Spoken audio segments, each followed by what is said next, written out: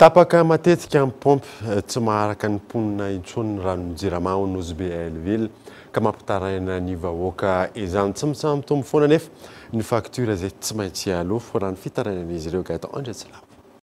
Ny taona 2024 manodidina ny 3,000 ireo mpanjifa rano ao an-trano eo anivon'ny jirama ao Nosy Be noho ny fitombontonina mihitatra ny tanàna mia antitra ny fotodrafitrasa indrindra ihany koa ny fiovan'ny toetry ny andro miaina anatin'ny fahasarotana ny mpanjifa vao mahazo rano velotaraina araka izany ny mponina ao Nosy Be. Problemnay ranonay tsy mandeha zay mifôha rango amin'ny 3h du matin ndraiky jusqu'à 6h maraindraigny rano tsy mandeha tampoko izy mandeha amin'ny 4h 5h izy fa vonino zay tegna malahelo be zay zegny amin'ny kasiky rano mandeha aminay maty zay malahelo zay vahoakany ambodivanio aty malahelo zay amin'ny rano fakitira ndraiky miakatra rano tsisy ndavany andra tsy nomaly ndraiky niany fô fa manditra amin'ny taona araiky zay mijaly rano. Zahay tena mijaly rano efa mandritra ny taona maro. Efa ela petrarana teto tena mijaly rano. Ny vovo amizay koa nefa tsy azahoana rano mihitsy fa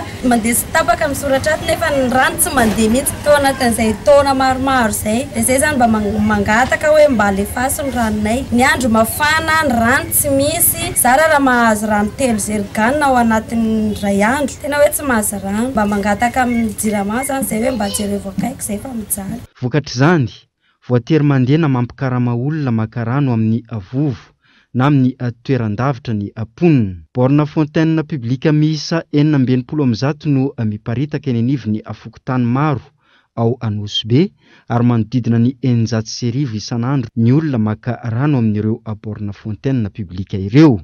Tsy ampy ny rano, ny facture tsy maintsy aloha ary miakatra ihany koa. Fangatana sy vahaolana angatana aminy mba handefasany an'ilay rano sy mba hijerevany an'ireo facture ireo mba hiresaka amin'ny latabatra boribory mihitsy izahay hiresana an'ireo facture eo fa tsy voaefa mihitsy ary tsisy izy vola azo andoavana anazy mihitsy satria raha ny hafa mandeha tsy afaka andoavana an'ireo tsy mandeha ireo mihitsy ilay facture amanetsiny daholo fa tsisy amin'ny arivony amanalina manetsiny nefa ny rano tsisy mandeha mihitsy na kely ny compteur tsy mihodina inona moa ny anefana an'io facture mivoaka jiaby maro be io.